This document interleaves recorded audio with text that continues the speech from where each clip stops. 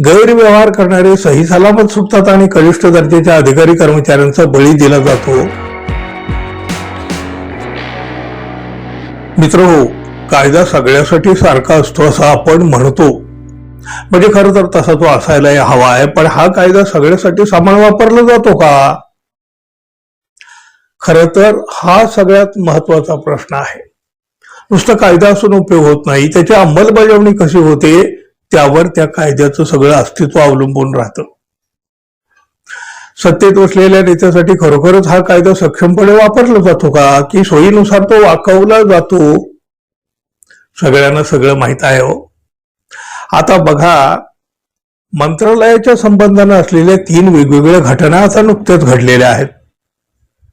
उपमुख्यमंत्री सुनेत्रा पवार यांचे पुत्र पार्थ पवार यांच्या कंपनीशी संबंधित असलेल्या पुण्यातल्या जमीन घोटाळ्याच्या चौकशी अहवालामध्ये 2 अधिकाऱ्यांच्या विरोधात कारवाईची शिफारस करण्यात आली। बघा, सगळे अधिकारी प्रामाणिक आहेत असं म्हणता येणार नाही, पण सगळेच अधिकारी बेईमान आहेत असं सुद्धा आपल्याला म्हणता येत नाही। पण बघा काय होतं, अधिकाऱ्यांचा बळी देऊन लोकप्रतिनिधी किंवा सत्ताधारी आपली सुटका करून घेत आहेत का, याचं उत्तर शोधायला पाहिजे। महारत्नाची 1800 कोटी रुपयांची जमीन फक्त 300 कोटी मध्ये, आणि ती सुद्धा मुद्रांक शुल्क माफ करून दिली जाते। हे तहसीलदार किंवा कोणी दुय्यम निबंधकाच्या पातळीवर होणं असं शक्य वाटत नाही हो। आहे तरी का ते शक्य? तर ते नाही आहे। तरीही हा घोटाळा उघडकीस आल्यावर अधिकाऱ्यावर कठोर कारवाईची शिफारस केली गेलेली आहे, आणि केवळ कागदावर सही नाही म्हणून पार्थ पवार यातून अलगद बाजूला निघतात। अन्न औषध प्रशासन मंत्री नरहरी झिरवाळ यांच्या मंत्रालयामध्ये अँटी करप्शनची रेड पडते आणि लाचखोरी रंगेहात पकडली जाते। या प्रकरणामध्ये स्वीय सचिवाला कार्यमुक्त केलं जातं। वरिष्ठाच्या आदेशानुसार हे पैसे स्वीकारल्याचं हा लाचखोर अधिकारी कबूल करतो आपल्या जबाबामध्ये। मग हा वरिष्ठ कोण? मंत्री नरहरी झिरवाळ यांना तर क्लीन चिट देऊन देवेंद्र फडणवीस मोकळेही झाले हो। अजित पवारांच्या मृत्यूनंतर लगेच 75 शैक्षणिक संस्थांना अल्पसंख्याक दर्जा दिल्याप्रकरणी खात्याचे उपसचिव मिलिंद शेणा यांची बदली झाली। शासकीय दुखवटा असताना झालेला हा सगळा प्रकार तसा धक्कादायकच, पण हे सगळं का घडलं?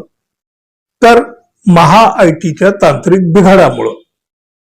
चूक कोणाची, बळी कोणाचा? वास्तविक पाहिलं तर उपसचिवांना सुनावणीचे अधिकार नाहीत आणि प्रस्ताव मंजूर करण्याचे सुद्धा अधिकार त्यांच्याकडे नाहीत, आणि या प्रकरणात अल्पसंख्याक विभागानं तर माहिती तंत्रज्ञान विभागाला जबाबदार धरलेला आहे। मग असं असताना उपसचिवाची बदली कशी काय केली जाते हो? भानगडी करणाऱ्या अधिकाऱ्यांना, कर्मचाऱ्यांना शिक्षा झालीच पाहिजे, त्यांना जन्माची अद्दल घडली पाहिजे। पण प्रत्यक्षात काय घडतं? त्यांचा बळी देऊन थेट ही बडीधेंड सही सलामत सुटतात। अरे, मंत्री संजय शिरसाट यांच्या मुलांना हॉटेल खरेदी करताना कमी दरामध्ये ते पदरात पाडून घेण्याचा प्रयत्न केला होता, त्याच्यावरही काही कारवाई नाही। एसटी बस खरेदीमध्ये भरत गोगावले यांचं नाव पुढे आलं, त्यांनाही अभय दिलं गेलं। डान्स बार प्रकरणी गृहराज्यमंत्री योगेश कदम यांचं नाव जोडलं गेलं, काय कारवाई झाली हो पुढं या कदम यांच्यावर? आणि आता पार्थ पवार हे अगदी अलगद सुटले। गैरव्यवहार करणारे सही सलामत सुटतात आणि कनिष्ठ दर्जाच्या अधिकारी कर्मचाऱ्यांचा बळी दिला जातो। या सरकारची प्रतिमा तर अगदी अशाच पद्धतीची निर्माण झालेली आहे। छोटे मासे जाळ्यात अडकतात आणि मोठे मासे मुकट फिरतात, आणि ते सत्ताधारी असतात, आणि मग त्यांच्यासाठी सगळं काही माफ होतं। मग मित्रांनो, आता तुम्ही सांगा, याला कायद्याचं राज्य म्हणायचं का? कायद्याचं राज्य आपण हे म्हणत असलो तर प्रत्यक्षात या कायद्याची अंमलबजावणी सगळ्यासाठी समान पद्धतीने होते असं तुम्हाला वाटतं का मित्रांनो?